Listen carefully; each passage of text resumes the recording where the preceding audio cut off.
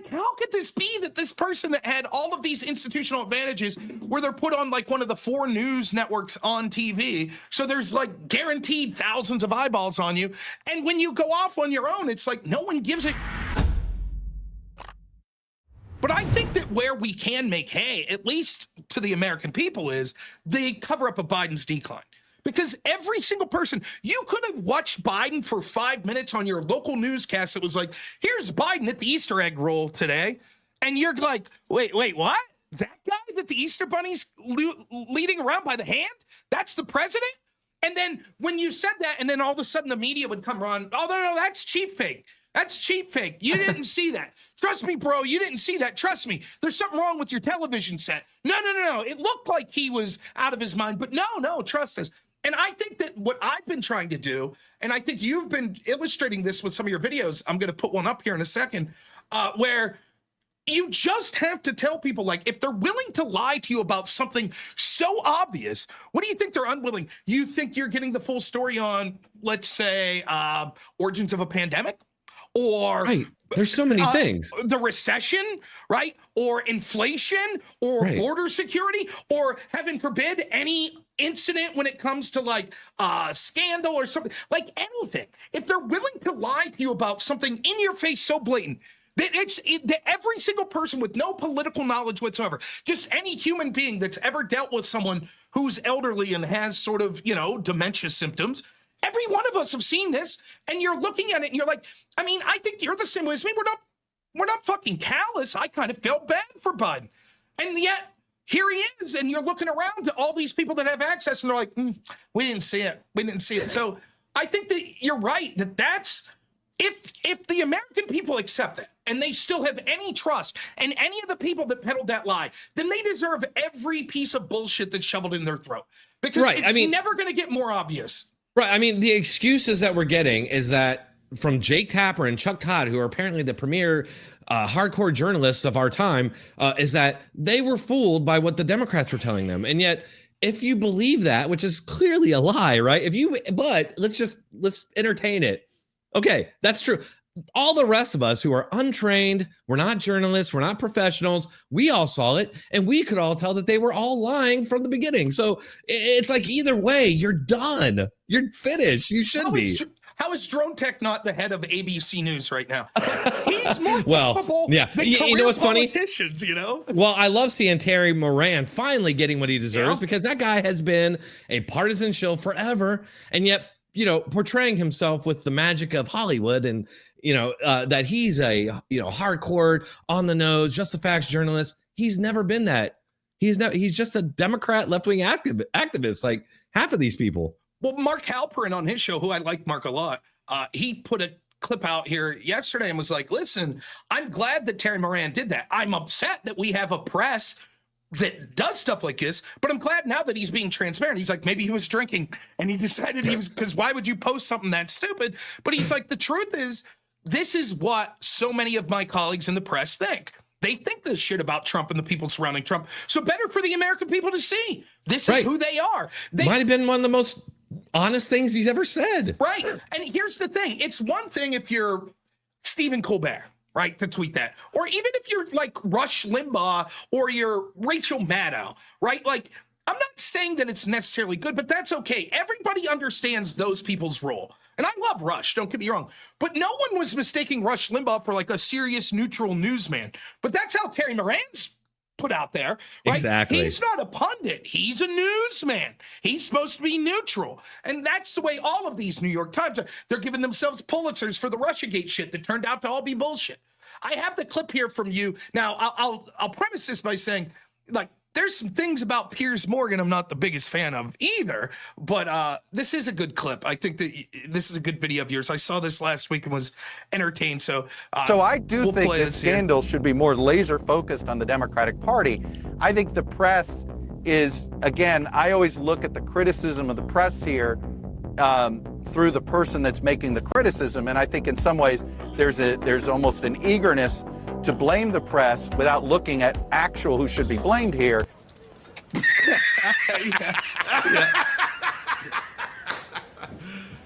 You serious? I do think the media are culpable too, and I do think if it had been Trump, there would have been an absolute frenzy to get to the bottom of any cognitive. Just to pause here right now, Dronetek, like, you know this to be true. Remember when in Trump's first term, there were all these conversations about, you remember supposedly Rod Rosenstein was going to wear a wire because Trump's unhinged and impeach him under the 25th Amendment. 25th Amendment.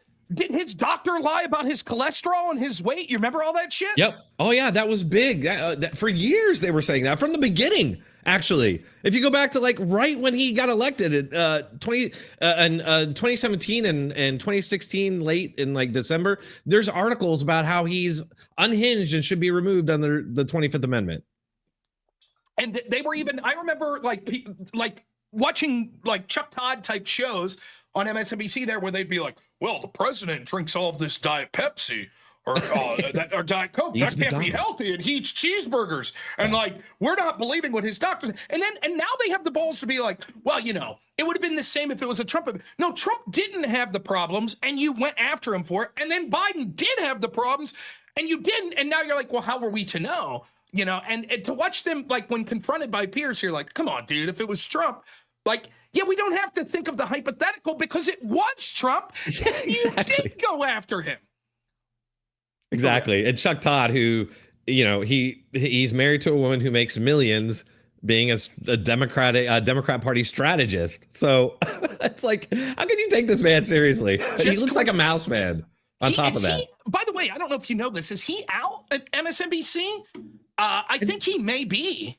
Yeah, I don't think he's he's out at, well, because he was doing Meet the Press, right? And then Welker took that over. So yeah, he's just like he's trying to, because that's what's driving me crazy about these people. Like they're like Chuck Todd, he's just trying to like make a living now. Brian Stelter was doing the same, but then he got rehired at CNN.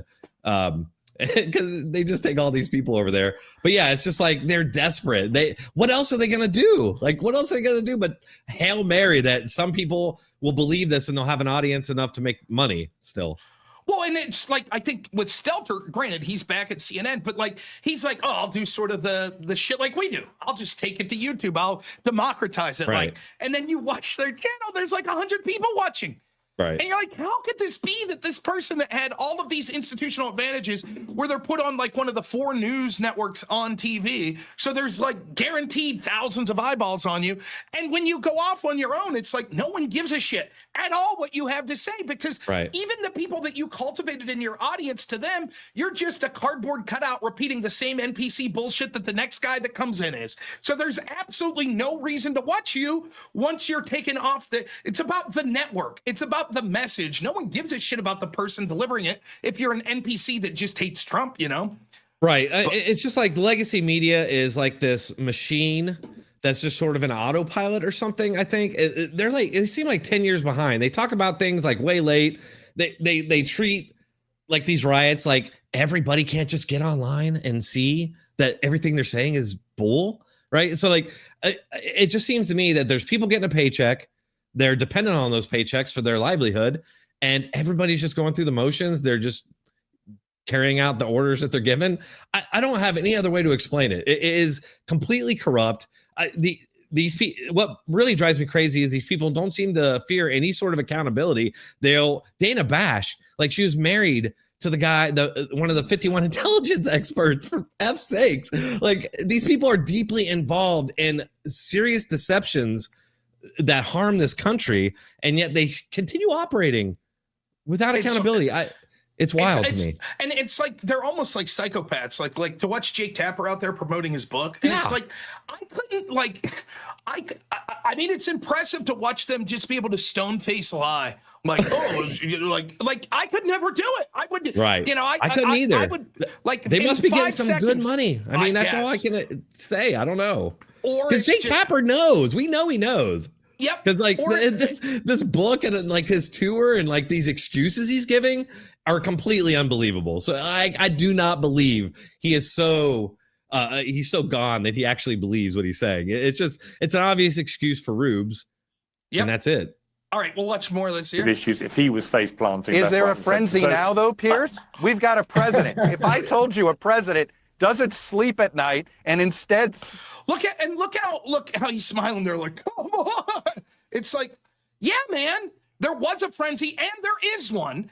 And it's nowhere comparable. His issues are nowhere comparable. I just hate this. Like, look at him. He's so fucking smug here. He looks like a newborn little mouse. Yeah, he looks like a newborn mouse man. And that's what your thumbnail had. I thought it was hilarious. Right. That whenever I see him, angle. that's all I can see. I don't know why, but yeah. Look, he looks like he just found a nice piece of cheese there. Look Right, he's like, yeah. All right, let's tweets crazy stuff in the middle of the night. Would you wonder if there was cognitive decline? Would you I would say about that. Are they correctly covering this guy's manic behavior?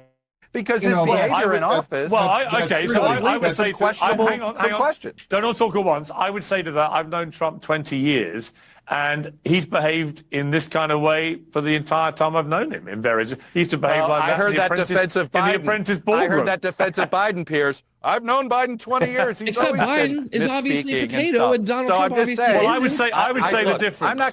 I mean, but and not only that, not only was Biden obviously like a vegetable there, but like it's obvious to anyone who watched Biden because he's been literally in the public eye, in office, public office for 47 years. So you could go back for yourselves. Don't take my word for it. Don't take Dronetek. Go watch Biden giving a speech in 2010. Yeah. Go watch it and tell me that that's what you saw in 2020. Go watch him in 2008 when Obama's being inaugurated. Go back even before then. Go back to his speeches like in the 90s during the Clinton presidency. So this is just absolute bullshit. And it's one thing, like what he's doing is like looking at Trump's personality and saying, well, Trump's got this quirky personality, so therefore should we look into him? No, that's different than a guy who can't fucking walk, who can't get words out of his mouth, that doesn't know where he's at half the time. That's different. And no, you're right. There were people that said this is a stutter. It's the way Biden always has been, but it was bullshit then. And like the false equivocation, again, there is no accountability. None of the like, yeah, we fucked it up. Right out of the gate, it's like, but Trump, and you can see that that's where they're going with this. Oh shit, trust in media is down because we blatantly lied to everyone because we're not journalists, we're propagandists. I know, we'll say, oh, we regret that we did bad, but what about Trump's health? And that's where we're at this stage of it. Yeah, it's so pathetic because, yeah, like for one, it's obvious that Donald Trump is not near the level of like what Joe Biden was displaying for one. And another is, like you said, Joe Biden has this long track record. He has a long track record of being a gaffe machine and a liar and a plagiarizer and all these things. And so like he's already got this kind of like aura of being a little doofy, a documented history of it.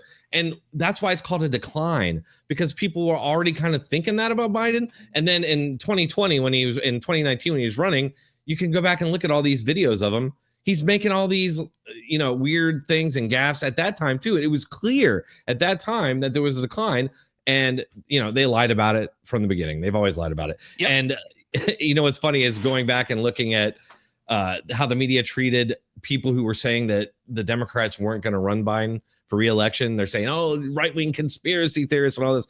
It's crazy how many of these conspiracies turned out to be true. That one did too. Yep. All right, let's keep going. It looks like he found the cheese now. He's reaching for it. I'm not going to go over my skis on either one of these guys. Here's the difference, Chuck, I would say, is that Trump makes himself always available. He's always doing 2-hour rally speeches. He's doing endless huddles with the press, endless interviews. Okay. He's making himself. But if the words are crazy, does that make it better? I think it's a different kind of thing. You could say that Trump's a bit crazy, but I don't think you see evidence of cognitive decline. There's not a lot of difference between Trump now than there was first time round in 2016-17. To me, watching him, I just think he's the same guy. So I do think this scandal should be more laser focused on the Democratic Party. I think the press is, again, I always look at the criticism of the press here through the person that's making the criticism. And I think in some ways there's almost an eagerness to blame the press without looking at actual who should be blamed here. Stop. Now, wait a minute, right? That's well put with the old Eddie Murphy, right? Yeah. How is this not a direct contradiction to what he just said?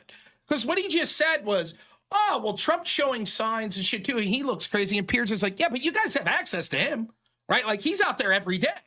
Whereas the Biden administration, now they're like, well, how could we have known he was hidden from us? Then why weren't you reporting that?